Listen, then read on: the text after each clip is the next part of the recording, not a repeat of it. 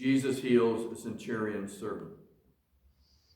After Jesus had finished all his sayings in the hearing of the people, he entered Capernaum. A centurion there had a slave woman whom he valued highly and who was ill and close to death. When he heard about Jesus, he sent some Jewish elders to him, asking him to come and heal his slave. When they came to Jesus, they appealed to him, earnestly saying, "He is worthy of having you do this for him, for he loves our people, and it is he who built our synagogue for us." And Jesus went with them. But when he was not far from the house, the centurion sent friends to say to him, "Lord, do not trouble yourself, for I am not worthy to have you come under my roof. Therefore I did not presume to come to you. But only speak the word, and let my servant be healed. For I also am a man set under authority, with soldiers under me. And I say to one, 'Go,' and he goes, and to another, 'Come,' and he comes, and to my slave, 'Do this,' and the slave does it." When Jesus heard this, he was amazed at him, and turning to the crowd that followed him, he said, "I tell you, not even in Israel have I found such faith." When those who had been sent returned to the house, they found the slave in good health. Jesus raises the widow's son at Nain. Soon afterwards, Jesus went to a town called Nain, and his disciples and a large crowd went after him. As he approached the gate of the town, a man who had died was being carried out. He was his mother's only son, and she was a widow. And with her was a large crowd from the town. When the Lord saw him, he had compassion for her and said to her, "Do not weep." Then he came forward and touched the bier, and the bearer stood still.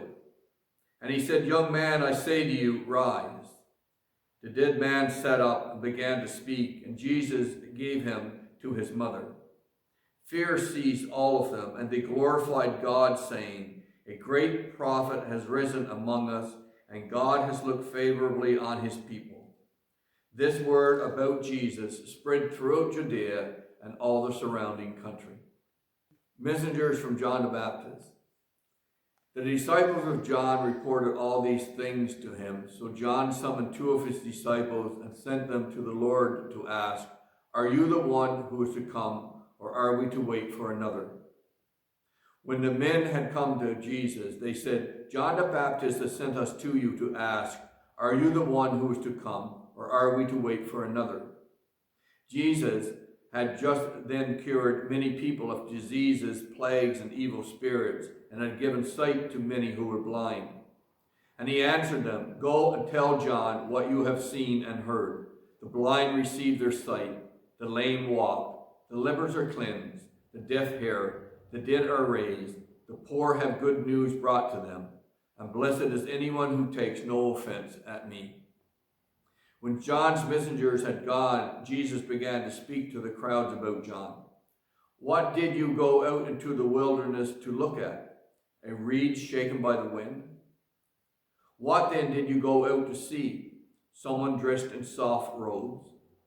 Look, those who put on fine clothing and live in luxury are in royal palaces. What then did you go out to see? A prophet? Yes, I tell you, a more than a prophet. This is the one about whom it is written, 'See, I am sending my messenger ahead of me, who will prepare your way before you.' I tell you, among those born of women, no one is greater than John. Yet the least in the kingdom of God is greater than he." And all the people who heard this, including the tax collectors, acknowledged the justice of God, because they had been baptized with John's baptism.